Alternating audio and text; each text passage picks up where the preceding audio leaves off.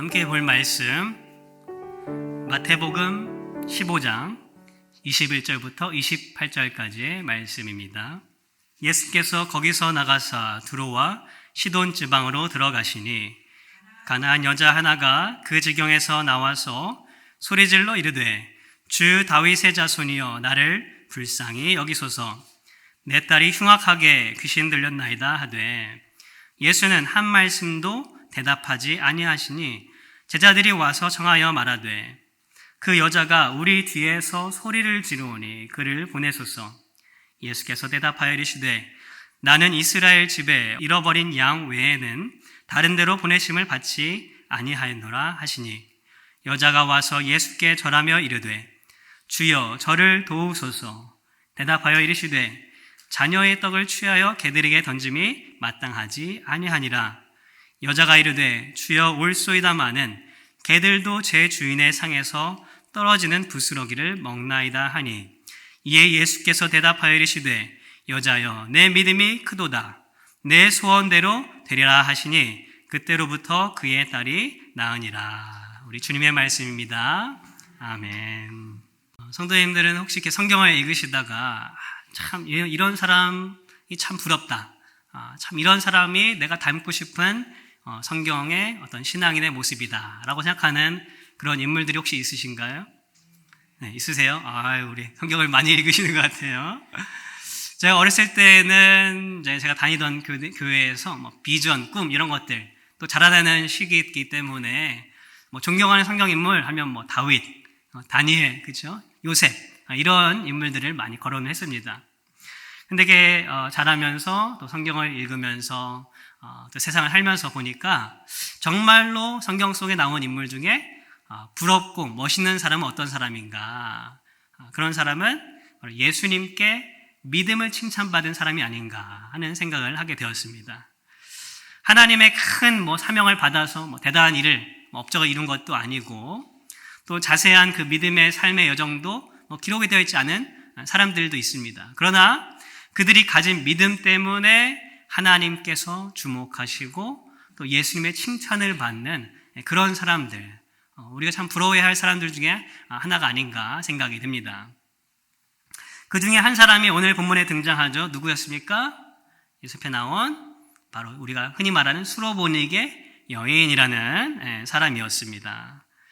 예수님께서 칭찬하시죠. 맨 마지막에 여자여 내 믿음이 크도다 라고 칭찬하시면서 인정할 정도로 그 믿음을 드러내신 인물이 바로 이 수로보니게 여인이었습니다. 아시다시피 오늘 읽은 본문 말씀처럼 처음에 예수님께서 이 여인을 그렇게 환대하지 않으셨어요. 그렇죠? 딸의 치유를 위해 간청하는 그녀의 요구를 들어주시지 아니하고 답도 아니하시고 거절을 하셨습니다. 그러나 결국은 주님의 입을 열게 하고 또 칭찬까지 받은 그녀의 이 믿음은 무엇인가? 우리가 오늘 그 믿음을 함께 돌아보고 나의 믿음과 무엇이 다른지 함께 나누는 그런 시간을 갖고자 합니다. 먼저 우리 마태복음의 흐름 속에서 우리 본문의 줄거리 그리고 예수님의 어떤 그 목적을 한번 좀 살펴보기를 원합니다. 조금 길 수가 있는데 우리가 잘 생각해 보시면 참 중요한 포인트라고 생각이 됩니다. 우리 21절을 보시면 오늘 내용의 배경을 설명해 주고 있습니다. 21절의 기록이 이렇게 되어 있습니다. 예수께서 거기서 나가사 두로와 시돈 지방으로 들어가시니 별다른 내용이 아닌 것처럼 보이죠. 그렇죠?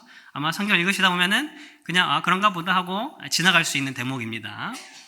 예수님의 이동 경로를 설명하는 것들이 복음서에는 이렇게 많이 등장합니다. 어디에서 어디로 가셨다 이렇게 등장하는데 사실 이 본문 내용과 또 앞뒤 전후의 내용들을 쭉 좀 자세히 우리가 안다면은 이 말씀이 참 중요한 포인트를 가지고 있다는 것을 깨달을 수가 있습니다.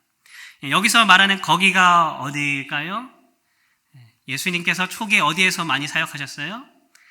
초기에는 갈릴리 지역에서 사역을 하셨어요. 그래서 갈릴리 근처에 있는 가버나움, 여러 동네들에서 사용하셨는데 여기에 나와 있는 거기는 바로 그 중에 하나인 게네사렛이라는 땅이었습니다. 이제 거기서 예수님께서 사역을 하시다가 어떤 계기로 인해서 이제 두로와 시돈 거긴 이방 지역이에요. 그 이방 지역 가셨다라는 이 말로 오늘 본문을 시작하고 있습니다. 이 게네사렛이라는 땅은 유대인들의 땅이었지만 사실 크게 주목받는 예루살렘 같은 그런 땅은 아니었습니다. 평범한 서민들이 사는 지역이었습니다.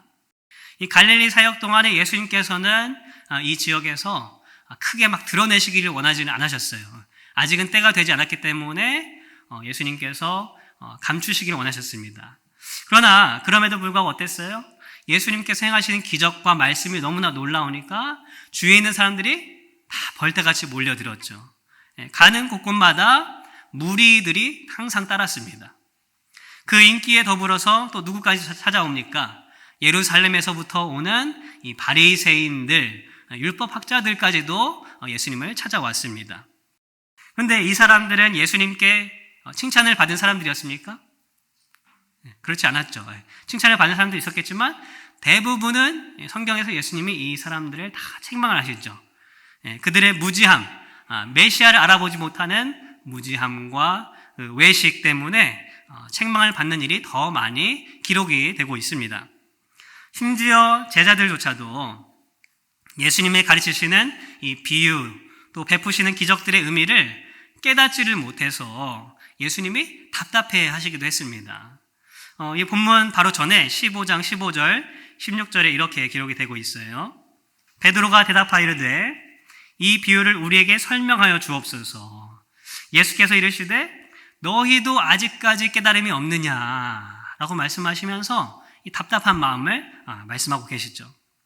예수님의 기적과 능력을 통해 자신의 유익을 얻고자 몰려오는 무리들이 있었고 또 예수님의 인기를 깎아내리려고 트집을 잡고 자신들의 의를 드러내고자 하는 이 바리새인들 같은 사람들이 있었습니다. 또 가까이서 따라다녔지만 아직까지는 깨달음이 부족한 예수님의 그 말씀이나 어떤 비유를 깨닫지 못하는 이 부족한 제자들이 있었다라는 것입니다. 인간적인 마음에서 봤을 때는 이 상황의 중심에 있는 이 예수님께서 얼마나 답답해 하셨을까. 그만큼 기적을 베푸시고 또 말씀도 하시는데 깨닫는 자들이 없어요. 예수님이 그 무리 중에 참된 믿음을 발견하지를 못하십니다. 그래서 어떻게 하시는 거예요? 이 와중에 예수님께서 이 유대인들이 아니라 이방인들이 사는 두로와 시돈으로 옮겨가시는 것입니다. 어쩌면 그렇게 볼 수도 있어요. 예수님이 참 답답하시니까 제자들조차도 예수님을 잘 깨닫지 못하니까 그냥 이제 도망치고 싶은 마음에 그런 마음이 인간적인 마음이 들잖아요. 그렇죠? 피하고 싶은 마음으로 거기에 가신 것 아닌가 우리가 그렇게 생각할 수가 있습니다.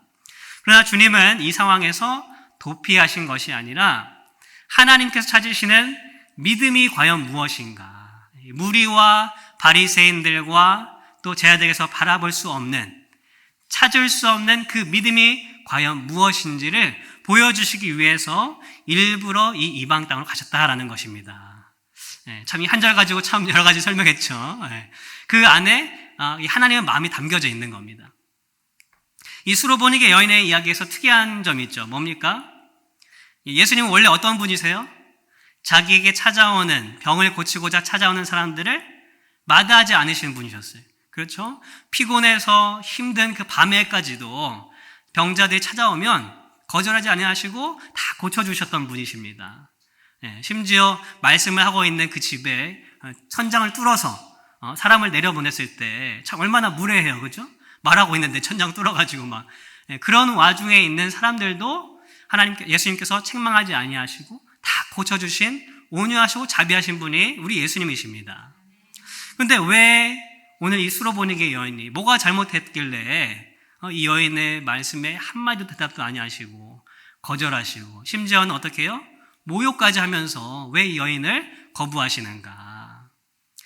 예수님은 이 여인의 사건을 통해서 바로 그 예수님의 마음, 하나님 아버지의 마음을 보여주시길 원하셨던 것입니다. 그 마음은 어떤 마음입니까? 바로 믿음 있는 자를 찾으시는 마음이에요.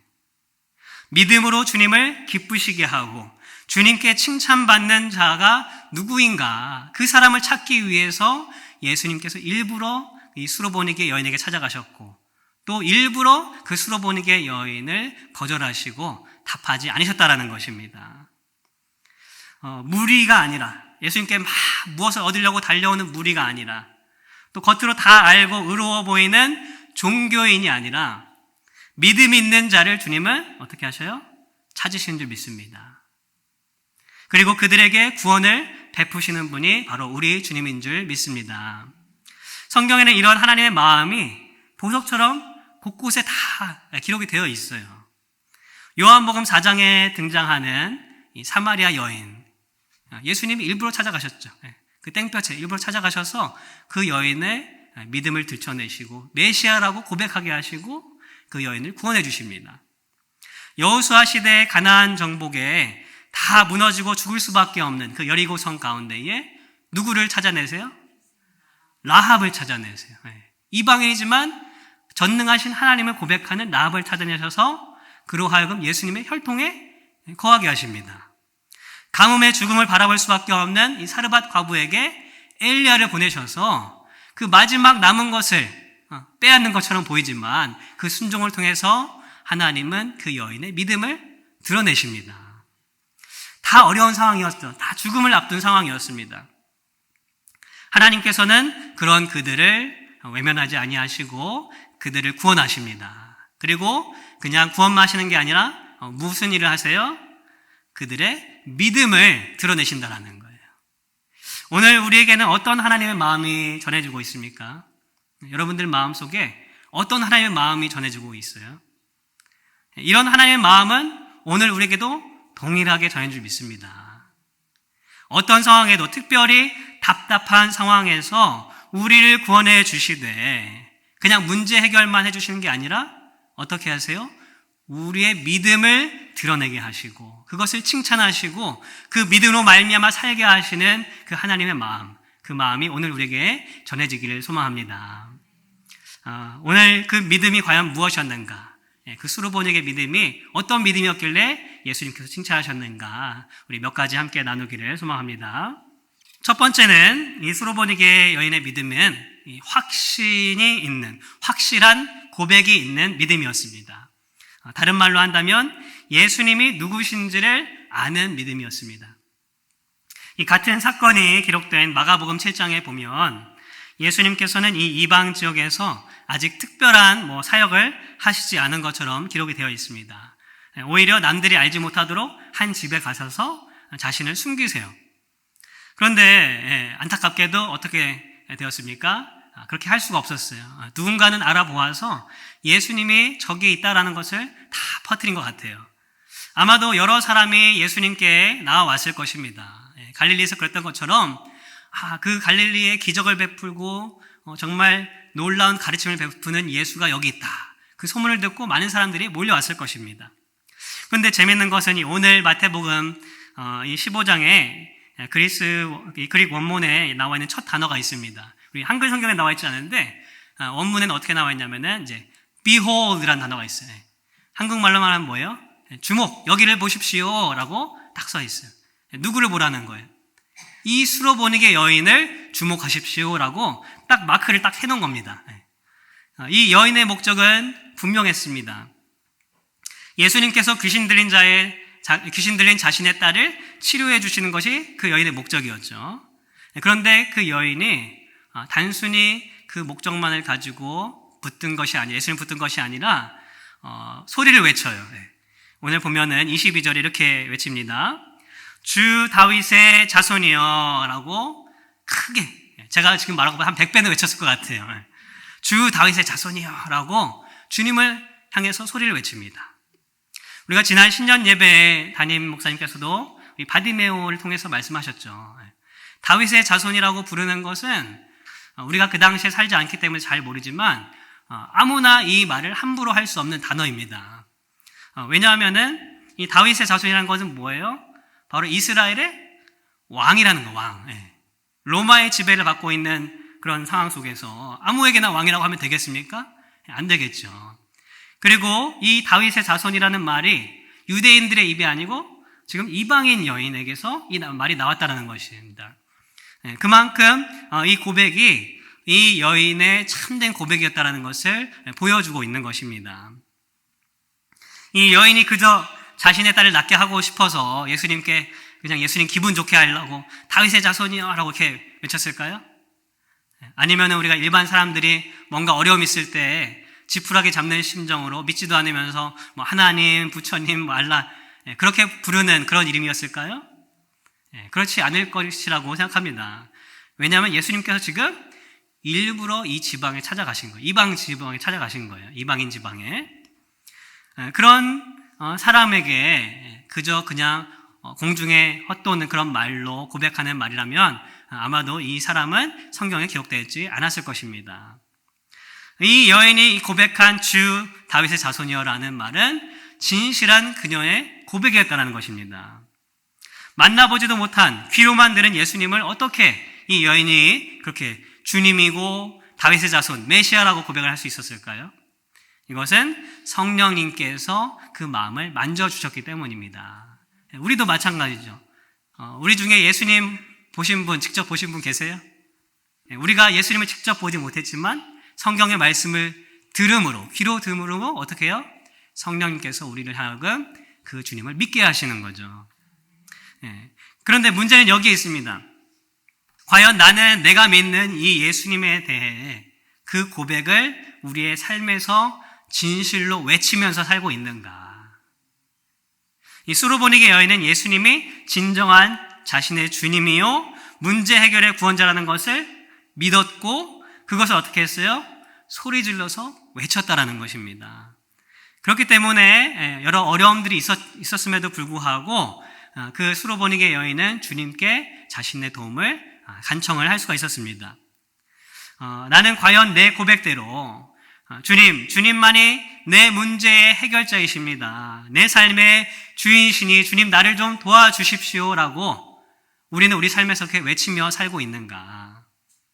그분 앞에 엎드려서 그 외침으로 주님을 간절히 붙잡고 사는 삶이 있는가? 우리가 돌아볼 수 있기를 소망합니다. 이것도 해보고 저것도 해보고 내 힘으로 하다 안 되어서 그때 예수님 이름을 부르는 것이 아니라 가장 먼저 내가 어떤 일이 생겼을 때 매일매일 삶에서 주님의 이름을 외칠 수 있는 그런 믿음이 우리 가운데 있길 소망합니다. 우리가 공공장소에서 무턱대고 공중에 소리 지르라는 것은 아니죠.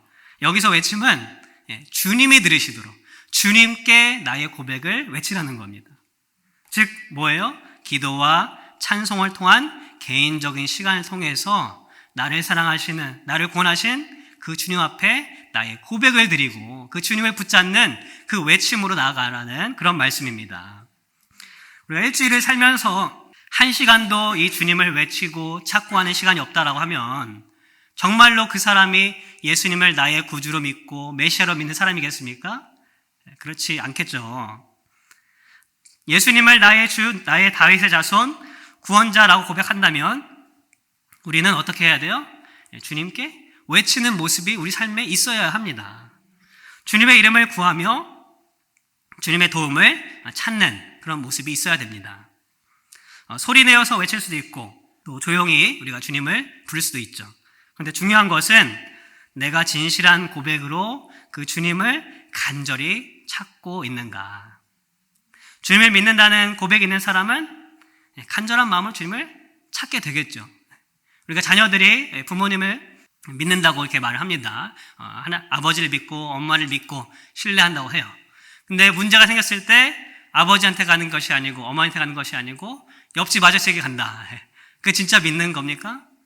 그렇지 않죠. 정말로 부모님 믿으면 무슨 문제가 터지면 부모님에게 달려가야죠.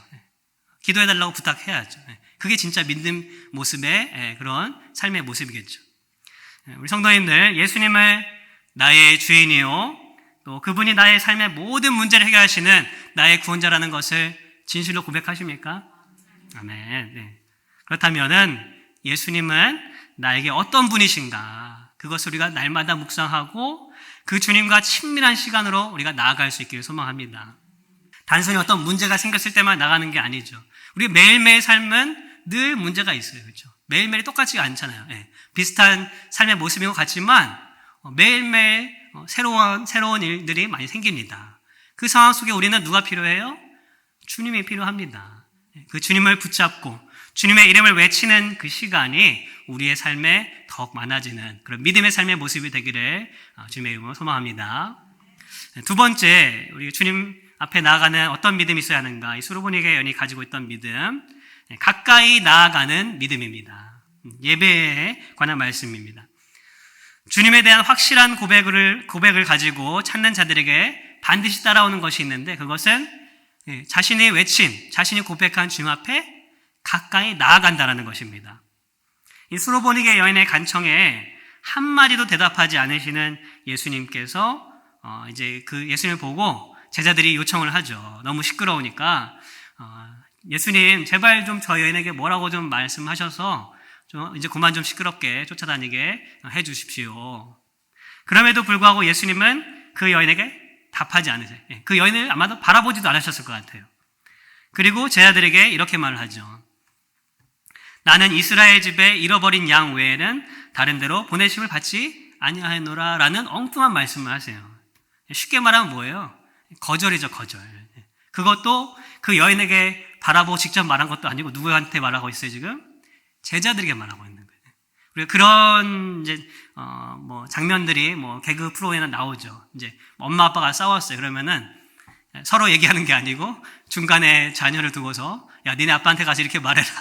그리고 니네 엄마한테 가서 이렇게 말해라. 직접 말하지 않고 그런 경우들이 있어요. 여기도 보면 지금 예수님이 그런 형국을 하고 있는 것입니다.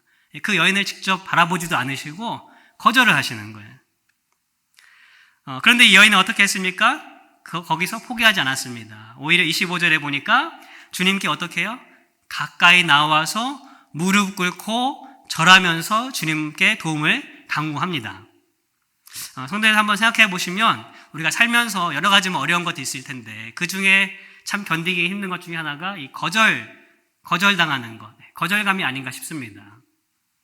제가 지금은 이제 많이 훈련이 되어서 괜찮지만 처음에 이제 전도사 때 사역할 때 해야 될 일들 중에 하나가 뭐였냐면은 성도님들에게 부탁을 하는 일이에요. 교회 봉사할 일들이 있고 제일 많이 하는 건 이제 헌금 위원 좀 해주십시오. 이렇게 부탁을 해야 할 일이 있습니다. 그런데 이제 잘 대답해 주시는 분도 계시지만 가끔은 상황이 여의치 않아서 이제 거절을 할 때도 있는 거죠. 근데 그게 다 이해는 가지만 이 마음은 좀 힘든 거예요. 그렇게 거절을 받으면. 그래서 그때 처음에 사역할 초기에는 이거 어떻게 전화를 하지? 이 집사님한테 뭐라고 좀 부탁을 해야 좀 잘 들어주실까? 그런 고민들 참 많이 했던 것 같습니다. 누구에게나 이 거절감이라는 것은 참 괴로운 겁니다. 더군다나 거기에 모욕까지 주면, 모욕하는 그런 말까지 섞이면 어때요? 이 거절감을 받는 사람은 참 견디기 힘든 일입니다. 그런데 이 수로보니게 여인은 지금 그런 일을 당하고 있는 거죠. 그럼에도 어떻게 했어요? 주님께 나아갔습니다. 이 여인이 그 마음속에 괴로움을 느끼지 못해서 좀 둔한 사람이어서 그랬을까요? 아마도 더 잘 느꼈을 것 같아요. 이 자녀를 생각하면서 딸을 생각하면서 간절한 애절한 마음을 가진 그런 감정적인 사람이 예수님이 그렇게 거절한 것을 그런 말 들으면 얼마나 마음이 상했겠어요. 그런데 이 여인은 어떻게 나갔어요? 예수님 앞에 한 걸음 더 나아갑니다. 왜요? 이 모든 상황들, 이 어려운 거절감과 자신의 괴로움을 뛰어넘는 무엇이 있었기 때문에? 믿음이 있었기 때문에 그 믿음으로 주님 앞에 나아갔다는 것입니다. 믿음이 있는 자는 주님께 외칠 뿐만 아니라 말로 할 뿐만 아니라 주님 앞에 어떻게 해요? 나아가게 되어 있습니다. 그것이 믿음의 결과이고 열매인 줄 믿습니다. 특별히 이 여인이 절하였다, 무릎을 꿇었다라는 단어는 다른 말로 하면 경배드렸다, 예배드렸다라는 말입니다. 우리가 지금 코로나는 많이 이제 종식이 됐지만 몇 년 전에 이제 코로나가 한참이었을 때 교회 안에서 드러난 것들이 있었어요. 특별히 한국 교회에서 드러난 것들이 있었는데 바로 그 동안에는 우리가 알지 못했지만 교회에 다닌다고 했지만 그들의 믿음이 어떠한 모습이었는지 다 드러나게 되었습니다. 뭘로 드러났어요? 예배에 나오질 않는 걸로 드러났죠. 이런저런 이제 핑계를 대면서 예배에 나오지 않고 또 코로나가 끝났음에도 불구하고 그럼에도 예배에 나오지 않는 특별히 젊은 청년들이 많이 있다라는 소식을 들었습니다.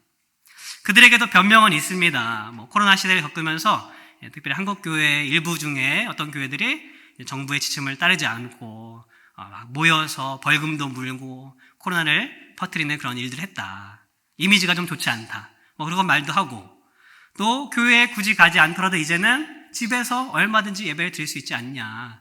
내가 잘 예배 드리면 되지 않냐. 그런 핑계를 대는 그런 일들이 생겼습니다. 그런데 우리가 솔직히 그 마음을 들여다보면 우리 마음속에도 다 있죠. 어떤 마음이에요? 주일날 아침 일찍 일어나서 준비해서 교회에 가서 잘 들리지도 않는 목사님 말씀 몇 시간 듣고, 그게 힘든 거죠. 또 때때로는 교회 가서 별로 보고 싶지도 않은 그런 사람들 만나서 가식적으로 웃으면서 얘기하는 그런 이 감정 소모를 하기 싫어서 교회에 나가지 않는 그런 솔직한 마음들이 있는 것입니다. 그런데 정말로 하나님의 은혜를 입은 사람이라면, 예수 그리스도가 나의 주님이요 구원자라는 확실한 고백과 체험이 있는 사람이라면 그 주님의 은혜가 있는 그 예배의 자리에 나가지 않겠습니까? 나가는 것이 정상적인 것이죠. 설령 그 길에 어려움이 있고 자신의 마음에 괴로운 것들이 있다 할지라도 그것을 뛰어넘는 믿음이 있기 때문에 우리는 주님 앞에 나가게 되는 줄 믿습니다. 그러므로 우리에게는 무엇이 필요합니까? 믿음이 필요합니다. 예배드리는 우리에게는 믿음이 필요합니다. 이것저것 계산하지 않고 눈치 보지 않고 주님 앞에 나갈까 말까 고민하는 것이 아니라 주님을 사랑하기 때문에, 주님이 주신 은혜가 있기 때문에 그 믿음으로 주님 앞에 나아간 줄 믿습니다. 특별히 지난 연말 설교에도 우리가 말씀을 나누었듯이 우리가 주님 앞에 나아가는 이 예배를 한번 잘 돌아볼 수 있길 바랍니다. 이 예배를 통하여서 하나님의 감격이 느껴지고 하나님의 임재가 있고 나를 만나주시는 그 하나님을 만나는 그런 예배를 드릴 수 있는 우리 모두가 되길 소망합니다. 예배는 능동적이어야 됩니다. 우리가 나아가야 됩니다. 예배는 내가 여기 있으니까 하나님 우리를 찾아오세요. 물론 하나님 찾아오시지만 그런 마음으로 드리는 것이 예배가 아닙니다. 누가 시켜서 하는 것도 아니고 그저 몇몇 사람들이 준비한 예배의 어떤 행사를 바라보는 것이 아닙니다. 예배 나가는 자들은 어떤 마음을 갖고 있어야 돼요? 내가 앞서서 한 발을 내디어서 예배의 모든 순서를 적극적으로 참여할 때 그때 부어주시는 하나님의 은혜가 있을 줄 믿습니다. 사도 바울은 로마서에서 너희 몸을 거룩한 산 제물로 드리는 것이 무슨 예배라고요? 영적 예배니라 라고 말씀을 하고 있습니다. 사도 바울이 강조한 것은 여기서 특별히 마음이 아니라 몸이었습니다. 이 몸이라는 것은 우리의 육신이기도 하고 우리의 삶 전체를 의미합니다. 이 말 뜻은 예배에 나간 자들이 우리의 몸을 내어드리는 것처럼 적극적인 참여와 헌신이 필요하다는 것입니다. 예배에 당연히 마음도 중요하죠. 그렇죠? 마음이 없는 예배도 하나님 받으시지 않으시죠. 그러나 그 마음의 표현은 어떻게 나타나요? 우리의 몸으로 나타나는 거죠. 우리가 찬양할 때 주님을 정말로 사랑하고 경배하는 마음으로 우리 입술을 활짝 열어서 찬양하고, 또 기도 시간에 내 순서가 아니지만 그 기도를 들으면서 나의 기도처럼 앞에 올려드리고, 모든 순서마다 적극적으로 참여하는 그 모습이 있을 때에 그 예배 가운데, 그 예배드리는 그 사람 가운데에 하나님의 만지시는 역사가 있게 될 줄 믿습니다. 분명 이렇게 한 걸음 더 주님께 나아가는 그런 예배는 그렇지 않은 예배와 확연히 다를 것입니다. 남들은 모르지만, 남들은 겉으로 봐서 모를 수 있겠지만 나만이 느낄 수 있는 그 하나님의 은혜, 그 하나님의 은총이 이런 예배자들 가운데 있을 줄 믿습니다. 성도님들, 우리가 주님께 더 가까이 나아가는 믿음으로 함께 예배드릴 수 있기를 소망합니다.